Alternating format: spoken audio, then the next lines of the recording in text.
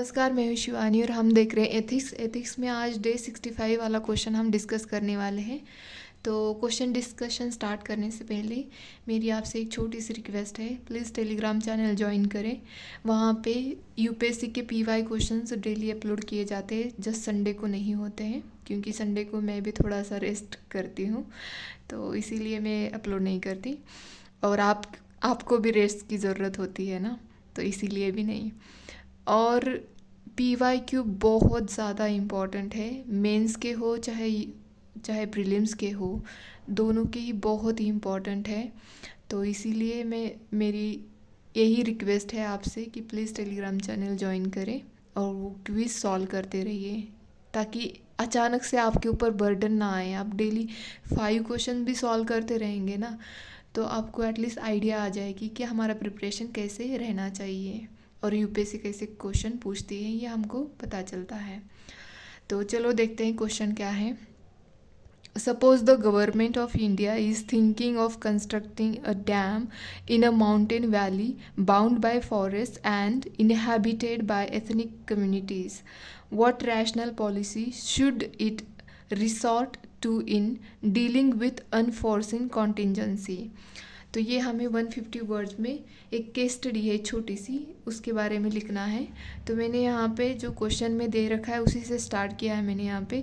If the government of India is thinking of constructing a dam in a mountain valley bound by forest and inhabited by ethnic communities, it should adopt a rational policy that prioritizes the interest of all stakeholders and addresses any unforeseen contingency that may arises. Suppose अगर government of India कोई एक dam construct कर रहा है mountain valley में, जहाँ पे forest भी है और एथनिक कम्युनिटीज़ भी रहती हैं, तो मतलब अगर सपोज़ कोई अनफॉर्सिन कॉन्टिजेंसी हो गई तो उसे कैसे डील करना चाहिए, तो यही केस स्टडी है और इसी के बारे में हमें लिखना है। तो मैंने यहाँ पे सब हेडिंग लिखी है, और सब हेडिंग चाहे बड़ी हो, थोड़ी जितना हो सके कंसाइज करें, अगर नहीं होती तो कोई बात नहीं, और उसको ऐसे बॉक्स में लिखे तो आंसर हमारा थोड़ा बेटर दिखता है। तो फिर मैंने यहाँ पे फर्स्ट पॉइंट लिखा है, support the principle of trusteeship, stewardship and environmental ethics. तो इस प्रिंसिपल को हमें सपोर्ट करना चाहिए पहले तो, और बाद में सेकंड है कि forest, trees, animals, rivers and mountains are also ends in themselves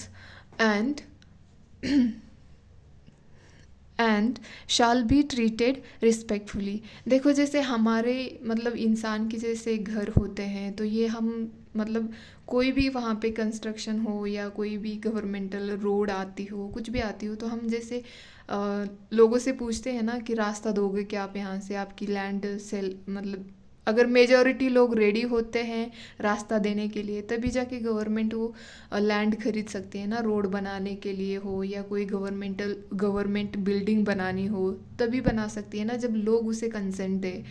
तो वैसे बट हम एनिमल को तो ये नहीं पूछते हैं ना, फॉरेस्ट हो या इतनी कम्युनिटी को भी नहीं पूछते हैं ना। कभी कभी हमने मतलब ऐसे केसेस देखे हैं जहाँ पे वो इतनी कम्युनिटी जो होती है वो बहुत अटैच होती है अपने घर को लेके, पेड़ों को लेके, और जो उनके एनिमल्स होते हैं, उन्होंने जो भी बकरी पाली होगी या कुछ भी होगा उनका, तो वो कितने अटैच होते हैं उनसे। तो हम तो उनसे नहीं कंसेंट लेते हैं, बट लेना कैसे कंसेंट ले, बट हाँ जो कम्युनिटी होती है उनसे तो लेना चाहिए, और जो एनिमल्स है, रिवर्स है, उनके बारे में भी हमें सोचना चाहिए, उनको रिस्पेक्टफुली ट्रीट करना चाहिए हमें। तो यही मैंने यहाँ पे लिखा है। थर्ड है insuring safe rehabilitation of the wild life to nearby habitats. जो भी वाइल्ड लाइफ एंडेंजर्ड हो या वनरेबल हो, उनको अच्छे से हमें रिहेबिलेट करना चाहिए, ध्यान रखना चाहिए कि उनको खाने के लिए जो अभी के फॉरेस्ट में हो या वैली में रहे होंगे, तो जैसा उनका एनवायरनमेंट है वहाँ पे, वैसे ही मतलब सेम एनवायरनमेंट में उनको रिहेबिलिटेट करना चाहिए। फिफ्थ लिखा है conduct a comprehensive environmental impact assessment EIA before starting the construction of dam including environmental experts local NGOs। मतलब लोकल कम्युनिटीज़ होती है उनकी भी कंसेंट लेनी चाहिए, उनसे भी पूछना चाहिए, और जो एनवायरमेंटल एक्सपर्ट्स होते हैं उनसे भी बातचीत करनी चाहिए। जैसे कि अभी हमने देखा था कि जो टनल का इश्यूज़ हो गया, वहाँ पे हमारे वर्कर्स 40 वर्कर्स ट्रैप हो गए थे उस टनल में, टनल कंस्ट्रक्शन में। तो ऐसी इंसिडेंट ना हो, और चाहे मतलब जो भी एनवायरनमेंट में, मतलब देखो फॉरेस्ट है तो वहाँ पे सारे एनिमल्स होते हैं, तो किसी को भी ना हानि हो, इसीलिए हमें एनवायरमेंटल एक्सपर्ट की सलाह लेनी चाहिए, एनजीओ के भी कंसर्न्स देखने चाहिए, और ये सब मतलब ध्यान में रखे। ये EI ये बहुत ही इम्पॉर्टेंट है, इसका असेसमेंट बहुत ही ज़्यादा इम्पॉर्टेंट होता है जब भी कोई प्रोजेक्ट लॉन्च किया जाता है। तो ये यहाँ पे लिखा हमने। फिफ्थ लिखा है मैंने project shall be purely consent based as communities are owners of the land. जैसे कि मैंने अभी बोला था कि कम्युनिटीज़ की कंसेंट बहुत ज़रूरी होती है, क्योंकि वो, हम भी तो देखो ना, हम अपने चीज़ों को लेके कितने पॉजेसिव हो जाते हैं, तो वो तो उनका घर होता है, वहाँ पे उनकी लैंड होती है, कितनी अटैच होते हैं वो पेड़ पौधे से भी, तो उनकी कंसेंट लेना बहुत ज़रूरी है। 6 लिखा है मैंने यहाँ पे provide compensation and resettlement to the affected communities.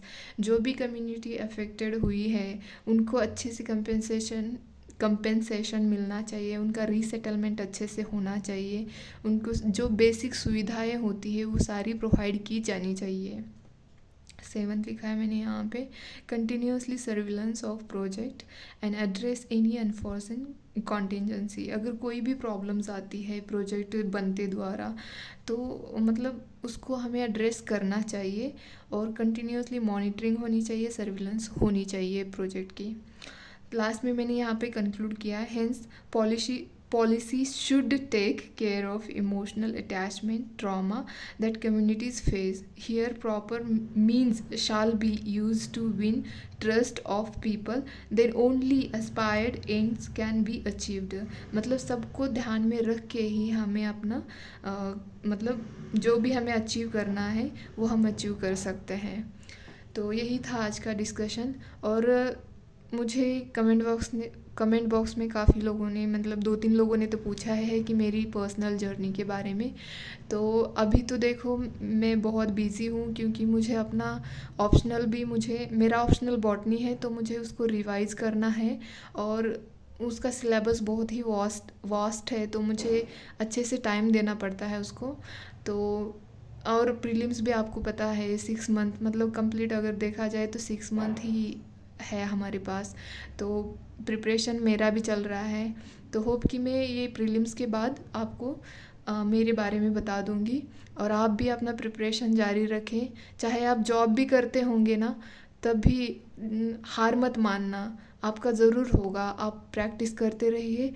Time management बहुत इम्पॉर्टेंट होता है किसी भी गोल का अचीव करने में, तो आप अपना टाइम मैनेजमेंट करें, उसी के अकॉर्डिंग प्रिपरेशन करते रहिए। होप कि आपको ये वीडियो अच्छी लगे। अगर अच्छी लगती है तो प्लीज़ लाइक शेयर सब्सक्राइब करें। धन्यवाद।